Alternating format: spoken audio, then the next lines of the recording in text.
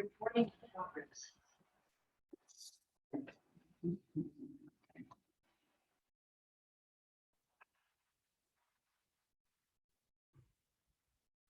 selamat pagi, assalamualaikum warahmatullahi wabarakatuh. Nah, untuk materi pengantar teknologi informasi, ini nanti kita belajar tentang sejarah dulu ya, sejarah dulu bagaimana teknologi informasi itu ditemukan.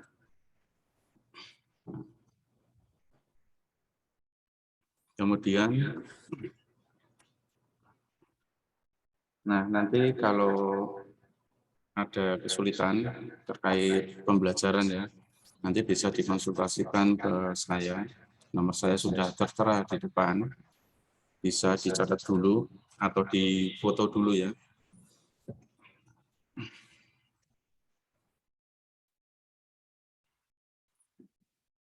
Nah, sambil saya terangkan nanti untuk pembelajaran di Polhas itu masih bersifat blended learning. Jadi ada yang offline, ada juga yang online. Nah, jadi teman-teman nanti misalkan suatu saat memutuskan pengen kuliah sambil bekerja, nah itu nanti jika tidak ingin mengganggu pekerjaan, nanti teman-teman bisa ambil yang kelas online, seperti itu. Tapi kalau mau fokus untuk kuliah dulu sampai selesai, saran saya ikut yang kelas pagi. Kemudian nanti ada pengenalan terkait KRS online. Nah, KRS itu apa? Nah, KRS itu nanti istilahnya seperti rencana per semester ya, yang dilakukan oleh mahasiswa.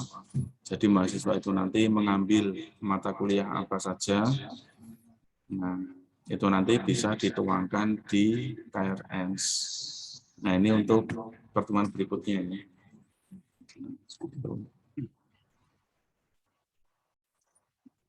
Nah, minta tolong salah satu itu yang di layar depan. Tolong diklik dot it. Salah satu, Mas. Nah, nanti untuk model pembelajaran, ada yang tatap muka, ada juga yang pakai aplikasi ya, namanya Classcyber.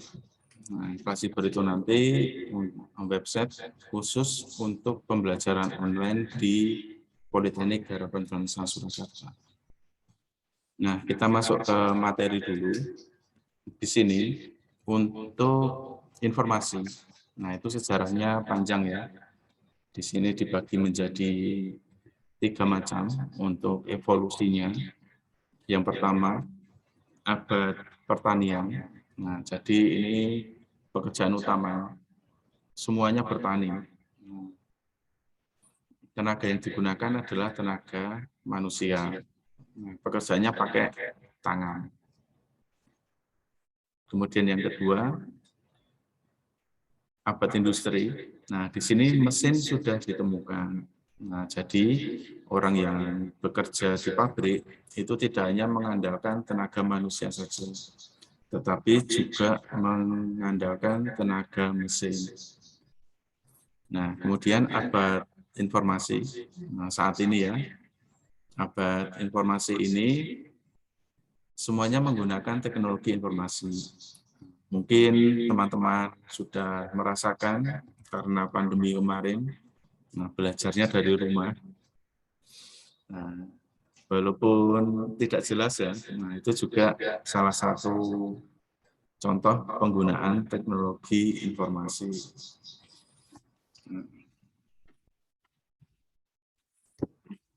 Kemudian ada istilah yang namanya masyarakat informasi.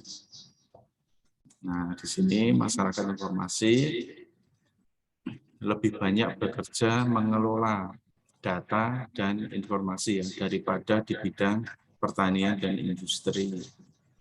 Contohnya, nah, lebih banyak yang berminat menjadi YouTuber, selebgram, kemudian lebih suka mencari uang dari aplikasi trading, reksadana, dan sebagainya. Nah, sekarang apapun bisa diraih ya selama terhubung dengan jaringan internet.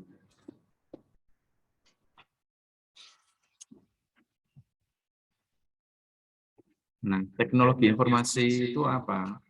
Apakah dia smartphone? Apakah dia PC? Apakah dia laptop? Atau internet? Atau yang lain?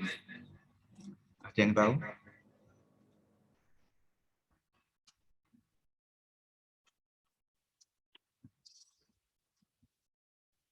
Nah, intinya untuk teknologi informasi itu gabungan.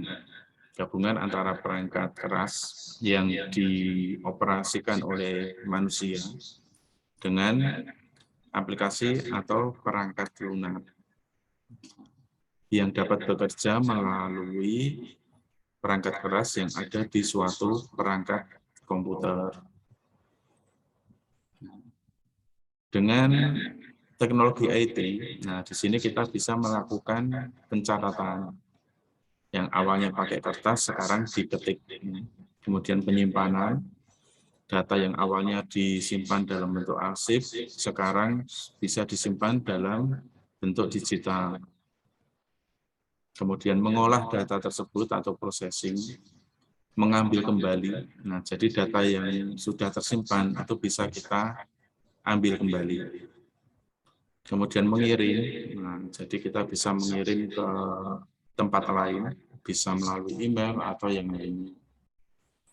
Kemudian menerima, selain mengirim kita juga bisa menerima data. Nah, contoh yang nyata saja kalau pakai Bluetooth ya. Nah, pakai Bluetooth kita bisa saling mengirim file.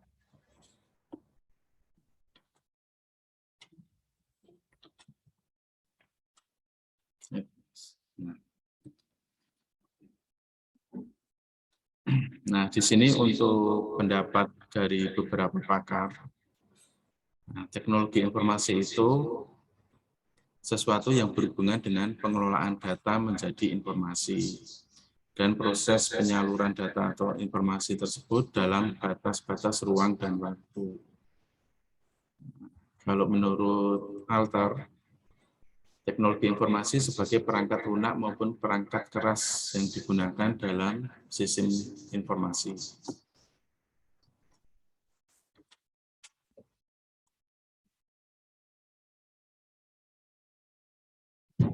Nah, ini nanti bisa dipelajari sendiri ya.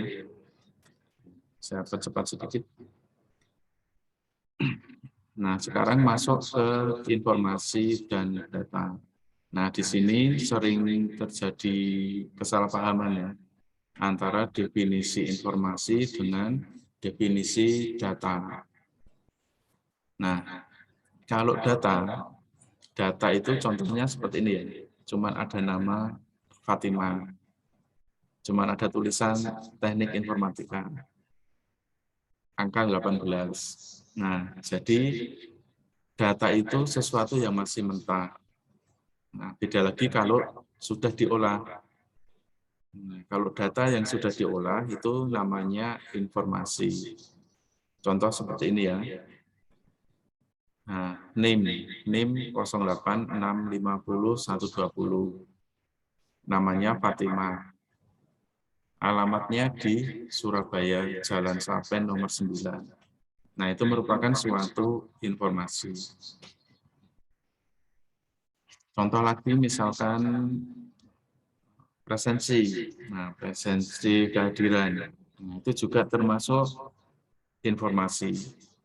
Karena di dalamnya menyertakan nama, kemudian jurusan, nah, kemudian kelas, nah, kemudian ada tanda kehadiran. Nah, seperti itu. Nah, jadi data itu sesuatu yang belum diolah ya. Bisa berupa nama atau yang lainnya. Kalau informasi itu data yang sudah diolah. Contoh lagi misalkan daftar pendaftaran di Politeknik Harapan Bangsa Surakarta. Nah, di dalamnya jelas ya, ada nama pendaftar, kemudian alamat, nomor HP. Nah, dan disajikan dalam bentuk tabel biasanya. Nah, itu disebut dengan informasi. Nah, seperti ini, data mentah diproses menjadi informasi. Nah, sedangkan teknologi ini ilmu yang berkaitan dengan seni atau sains dengan mengaplikasikan pengetahuan saintifik ke praktis. Nah, jadi teknologi itu bisa diterapkan dalam dunia industri atau bisnis. Contohnya apa? Seperti Gojek. Nah, dulu kalau kita mau pesan ojek online, belum ada online-nya, ojek aja ya. Nah, dulu kalau kita pesan ojek, itu kan harus ke pangkalan ojek dulu. Kita jalan kaki ke sana. Nah, sekarang mau pesan ojek online, tinggal buka aplikasi, kita isi formulir pemesanan, kemudian kirim, nanti driver akan datang ke tempat kita. Nah, itu salah satu penerapan teknologi di dalam bisnis atau industri.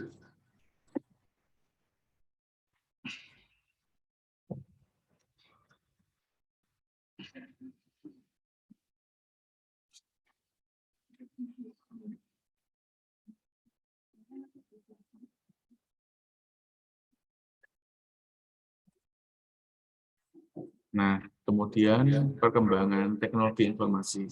Nah, ini perbandingan ya. Kalau masa lalu, itu bisa dibuat pakai goresan atau gambar. Kalau belajar sejarah dulu, nah itu ada yang namanya relief ya. Relief atau istilahnya gambar-gambar, ukiran-ukiran yang dibuat di batu-batu atau dinding gua dan sebagainya. Kemudian muncul yang namanya alat hitung atau sempoa. Pernah lihat sempoa? Kemudian seiring berkembangnya zaman keluar model arsip. Nah, jadi ditulis, kemudian dibuat rapi dalam kertas, kemudian disimpan dalam tempat tertentu. Nah, kemudian muncul lagi yang namanya telegraf. Nah, telegraf ini sebelum teknologi SMS ditemukan. Ya. Nah, jadi kalau mengirim pesan, selain lewat pos, bisa lewat telegraf. Nah, untuk saat ini banyak bisa mengirim pesan lewat fax, telekonferensi, SMS, chatting, dan sebagainya. Nah, kemudian mengapa informasi itu diperlukan? Yang pertama, sebagai alat komunikasi. Nah, pakai surat ya, pakai surat bisa, kalau zaman dulu masih pakai sinyal. Nah, pernah lihat film-film, kalau film pedalaman ya, nah kalau buat api, kemudian asapnya dikibas-kibaskan, nah, dari jauh bisa melihat simbol asap itu, nah, ada tanda bahaya atau tanda apa, itu zaman dulu seperti itu. Kemudian informasi bisa digunakan sebagai pengambilan keputusan. Yang terakhir ini kegembiraan, nah berarti dia dapat memberikan informasi yang membuat si penerimanya merasa senang. Contohnya apa? Misalkan ada yang sedang cari diskon, kemudian ada yang ngasih info terkait diskon yang diinginkan. Seperti itu. Kemudian informasi ada dua macam, informasi segala jenis dan informasi khusus. Nah, segala jenis itu semua informasi ada di situ, baik yang kita butuhkan maupun tidak. Kalau yang khusus, ini yang kita butuhkan. Bisa posisi, situasi, atau menurut kondisinya. Nah, kalau posisi, contohnya apa? Misalkan kita nyasar ya, nyari lokasi nyasar. Kita tanya orang, posisi alamatnya yang benar di mana. Nah, itu sesuai posisi.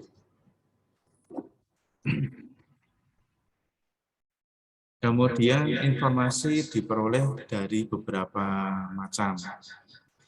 Nah, bisa dari pustaka. Pustaka ini bisa jurnal, artikel, dan sebagainya. Dari media massa, dari lisan, dari tulisan. Nah, kalau sekarang kebanyakan dari media sosial. Buka TikTok, buka Instagram, buka Facebook.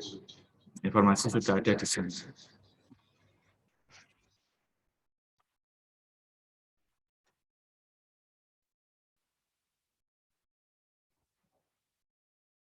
Nah, informasi dikatakan berguna jika yang pertama akurat. Nah, kalau tidak akurat tidak berguna ya. Kedua lengkap, tidak setengah-setengah. Ketiga fleksibel. Nah, dalam arti suatu saat informasi ini bisa berkembang lagi. Kemudian dapat dipercaya, jadi tidak hoax.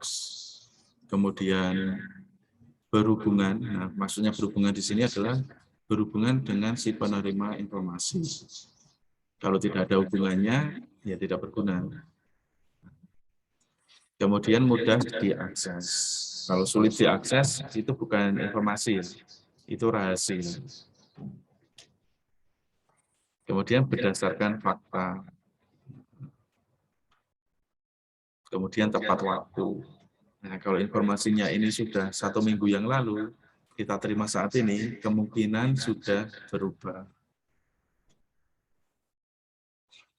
Terakhir, tidak terkontaminasi. Nah, terkait dengan lingkungan kerja, dengan masuknya teknologi informasi, nah ini terjadi perubahan yang sangat cepat, Pak. Contohnya seperti kemarin, tiba-tiba semuanya berubah jadi online, baik yang bekerja, yang sekolah, nah semua berubah jadi online. Kemudian semakin kompleks, semakin global, kompetisinya semakin ketat. Nah, contoh kalau jualan online, sekarang buka Shopee saja, toko online sudah banyak di sana. Kemudian berfokus pada pelayanan.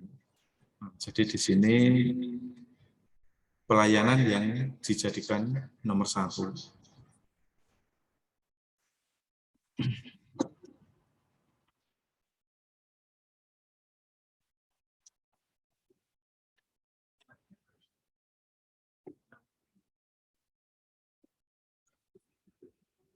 Nah, untuk komponen teknologi informasi sendiri, yang pertama ada hardware.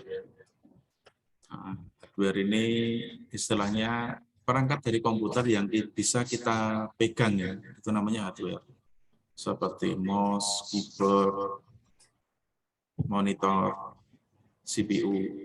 Nah, pokoknya yang bisa kita pegang itu namanya hardware. Nah, kalau software ini perangkat lunak yang bisa dijalankan melalui hardware. Kita hanya bisa melihat, tidak bisa menyentuh perangkat lunak ini. Kemudian firmware, nah firmware itu instruksinya. Contoh kalau pakai Windows ya kita klik menu Start, itu akan keluar tampilan Start menu. Kita klik 2 kali di icon Microsoft Word, nanti Microsoft Word-nya akan muncul. Nah, itu instruksi namanya. Kemudian brandware, nah brandware-nya ini pengguna. Penggunanya ada beberapa macam. Ada yang disebut pengguna akhir atau end user, biasanya operator, programmer yang membuat programnya, analisis yang melakukan perancangan sistem, manager ini yang mengelola proyek, kemudian DBA itu yang menyusun basis data. Kemudian infoware, nah informasi terkait penggunaan teknologi informasi. Biasanya ada manual book-nya. Kalau kita beli HP itu biasanya ada buku panduan penggunaannya. Seperti itu. Nah, seperti ini untuk komponen IT.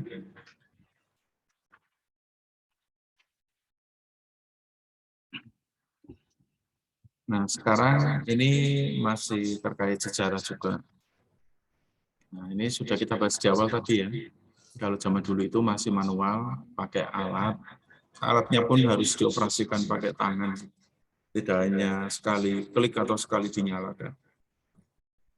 Kalau mekanik, nah ini bisa digerakkan oleh mesin.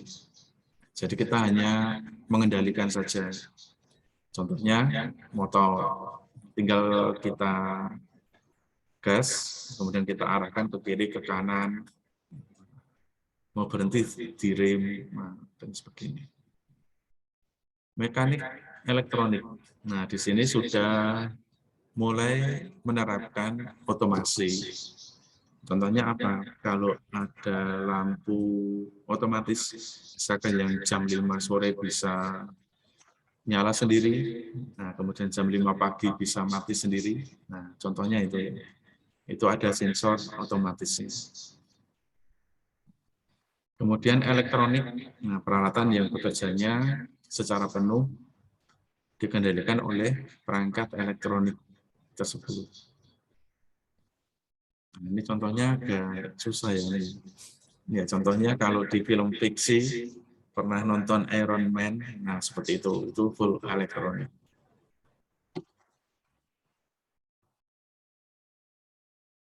Nah, ini beberapa teknologi informasi yang ditemukan zaman dulu kala.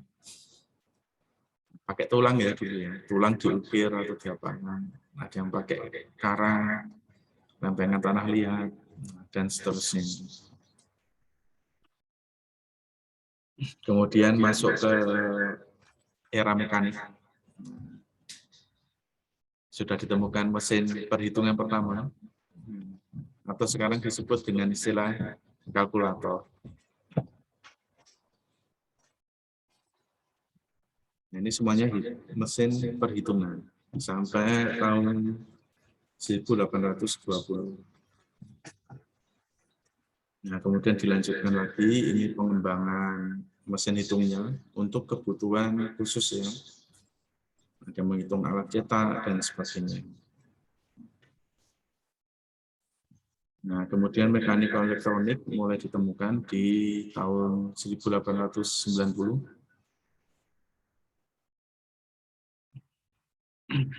Nah, di sini sudah mulai ditemukan komputer analog. Nah, komputer generasi pertama.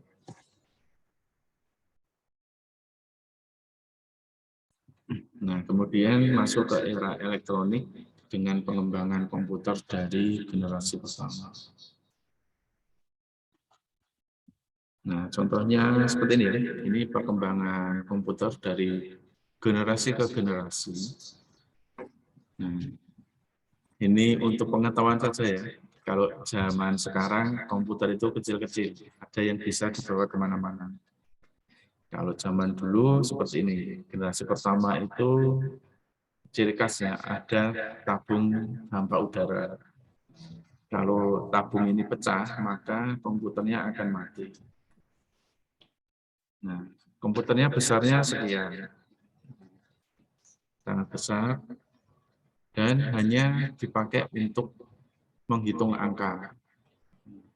Atau istilahnya kalau sekarang kalkulator. Kalkulator zaman dulu itu seperti ini. Kemudian masuk ke generasi kedua. Nah, yang awalnya tadi pakai tabung hampa udara, sekarang diganti dengan transistor. Contohnya, belum masuk. Nah, ini komputer generasi kedua ini. Nah, sudah kecil, tapi masih besar. Ukurannya selemari pakaian ya itu ya. Kemudian keluar generasi ketiga, nah seperti ini. Nah, sudah kecil ya, sudah familiar. Tetapi ini belum bisa menampilkan grafik visual. Semua perintahnya diketik pakai teks. Kemudian generasi saat ini, nah seperti ini. Ini generasi keempat ya, generasi keempat. Ini sudah bisa menampilkan grafik visual. Nah, jadi tinggal klik. Nah, seperti itu. Klik start menu, kemudian kalau membuka aplikasi, klik 2 kali di ikonnya.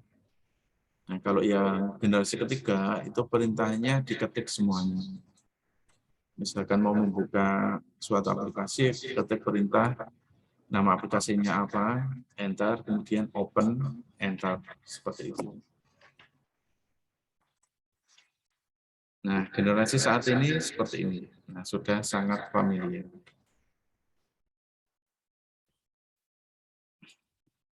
Nah, untuk materi teori cukup ya, cukup. Nah, saya rasa, nanti kalau kebanyakan biasanya ngantuk. Nah, kalau teori sebentar saja. Yang penting prakteknya. Nah, mungkin ada yang mau ditanyakan dulu. Silakan kalau ada yang mau bertanya.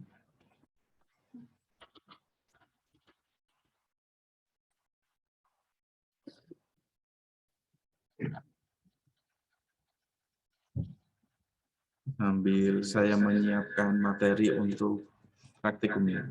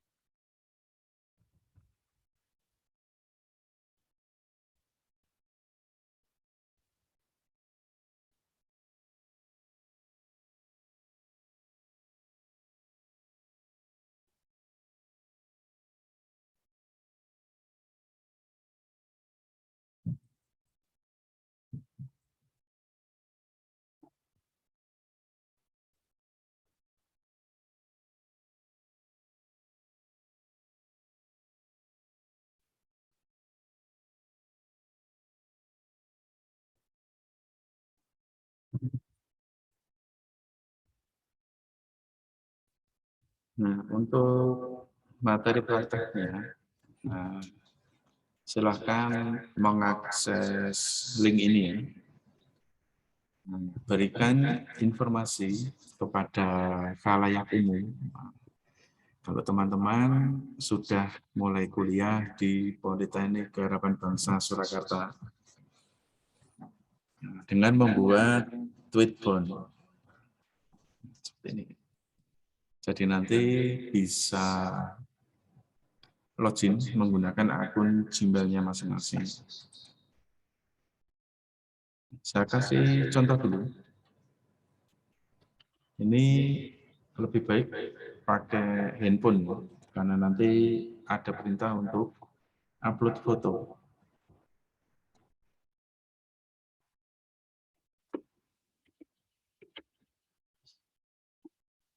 Nah, saya buka web browser dulu.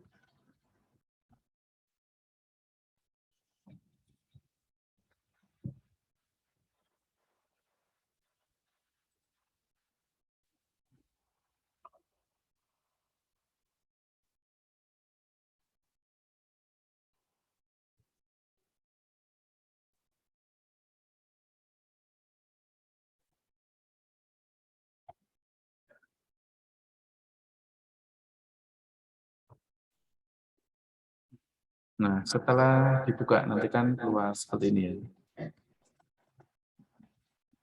Nah, ini nanti tinggal memilih foto, atau kalau mau foto dulu yang paling keren, nah silakan.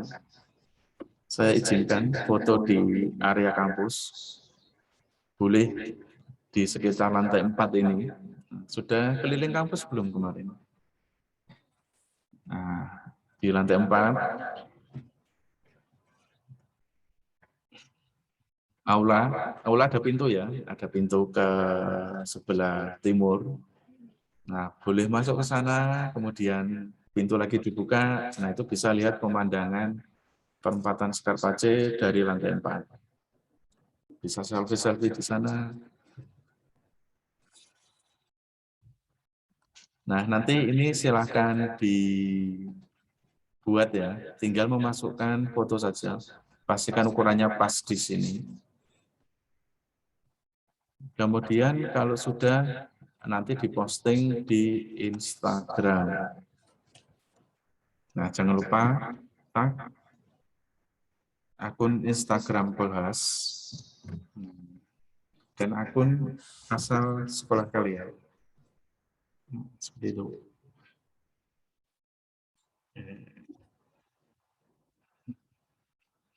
Mudah ya ini ya. Saya tampilkan lagi linknya. Nanti silahkan langsung dipraktekkan.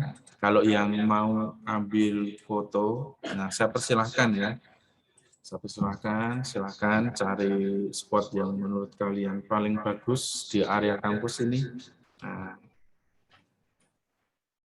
kemudian dimasukkan ke dalam Tweetbot. Nah, untuk sisa waktu kita gunakan untuk praktikum membuat Tweetbot ini. Nanti jangan lupa di upload di Instagram dan di tag ya, akun Polhas. Akunnya @polhas_official. Ya, itu yang baru datang dipersilakan masuk, Mbak.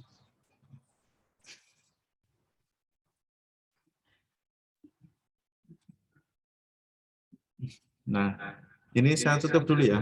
Nanti sisa waktunya bisa dipakai untuk praktikum. Oke. Selama praktikum membuat ribbon, kita akhiri dulu. Selamat pagi. Wassalamualaikum warahmatullahi wabarakatuh.